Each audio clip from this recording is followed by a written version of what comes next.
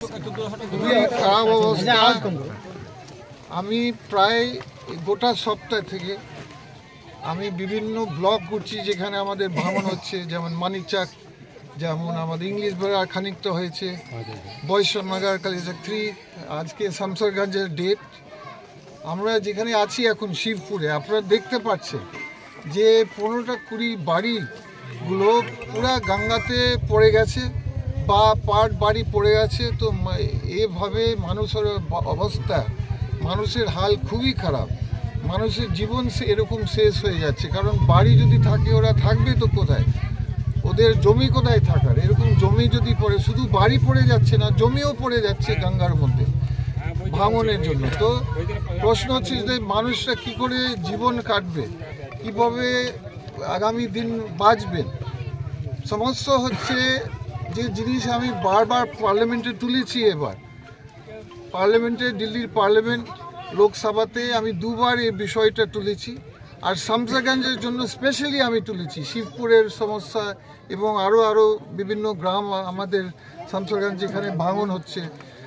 আমি বললাম কেন্দ্র সরকারকে যে দেখুন, একটা বড় ভাঙনের কারণ হচ্ছে কি কারণ হচ্ছে, কজ হচ্ছে আমাদের ফারাক্কা বারাজের জন্য যে জমি অ্যাকিউমুলেট হয়ে যায়, যে সিল্টিং হয়, ওই সিল্টিংয়ের জন্য গঙ্গার বারবার ডাইরেকশন চেঞ্জ হচ্ছে, বিভিন্ন জায়গায় ধাক্কা খাচ্ছে।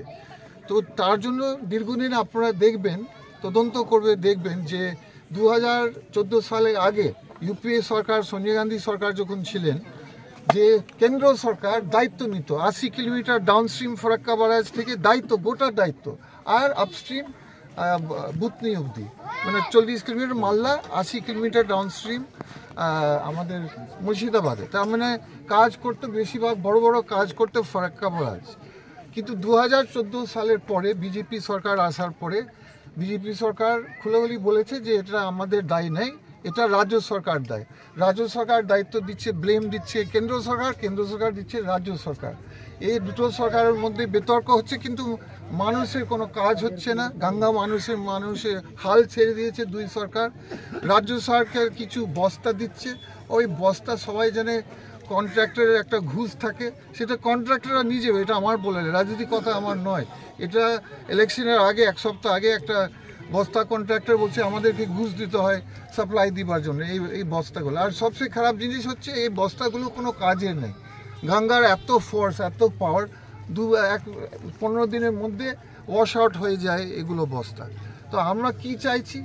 আমরা বলতে চাইছি যে গঙ্গা, রাজ্য সরকার, কেন্দ্র সরকার মিলিয়ে কাজ করতে হবে। কিসের কাজ? পাথরের কাজ, জিও টিউবের কাজ। এই ছোটো মোটো কাজ, বস্তার কাজ আর চলবে না, মানুষ চাইছে না, কোনো কাজের নেই।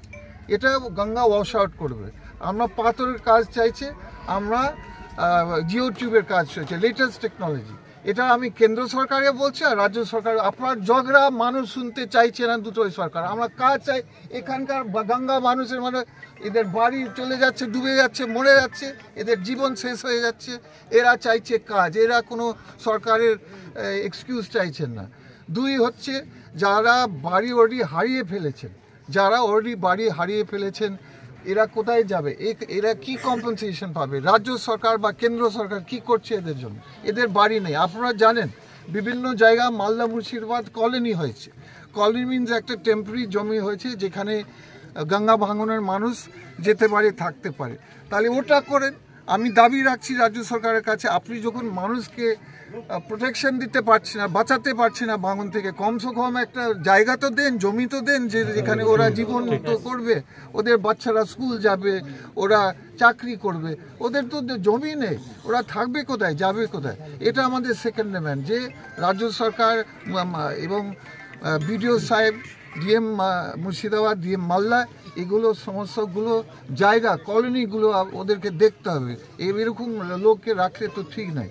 একদিকে ভাঙনের কাজ ওরা আটকাতে পারবে না সরকাররা, আর 2 নম্বর না আটকাবার জন্য মানুষের বাড়ি অনেক অনেক বাড়ি পড়ে যাচ্ছে, হাজার হাজার মানুষ, এর আগে তো কত হাজার মানুষ এফেক্টেড হয়েছে মালদা মুর্শিদাবাদ, আরও হাজার হাজার মানুষ এফেক্ট হয়ে যাচ্ছে প্রতি বছর। কেন্দ্র সরকার রাজ্য সরকার কিচ্ছু করছে, চলে গেছে, অলরেডি চলে গেছে। এর আগে এটা তো আর গঙ্গা ভাঙন হচ্ছে নতুন সমস্যা নয়, এটা নাকি যে আজ থেকে চলছে, এটা তো 20-30 বছর থেকে চলছে। 20-30 বছর থেকে আমি বললাম, আমাদের ইউপিএ সরকার ছিল, কমসে কম আমাদের সোনিয়া গান্ধী মনমোহন সরকার তো আপনারা বলে ফেলতেন, আপনার বড় কাজ ফেলতেন।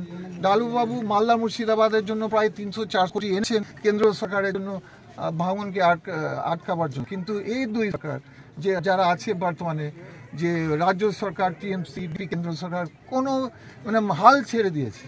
আমার মনে হয় ওরা কি চাইছে কি ভাঙনের মানুষ মরুক, জীবন শেষ, ওরা কি এটা চাইছে? আমার প্রশ্ন ওদের কাছে। ইমিডিয়েট অ্যাকশন নিতে হবে। এদিন আমরা অ্যাকশন চাইবো, পিডিও লেভেল, ডিএম লেভেল, সব লেভেলে। অলরেডি পার্লামেন্ট আমি বলেছি, বিষয়টা বারবার আমি তুলেছি। আগামী দিন আমি চাই কেন্দ্র সরকার, রাজ্য সরকার এখানে বড় বড় কাজ করুক, মানুষদেরকে বাঁচাতে হবে গঙ্গা মাতা, এটা আমার দাবি।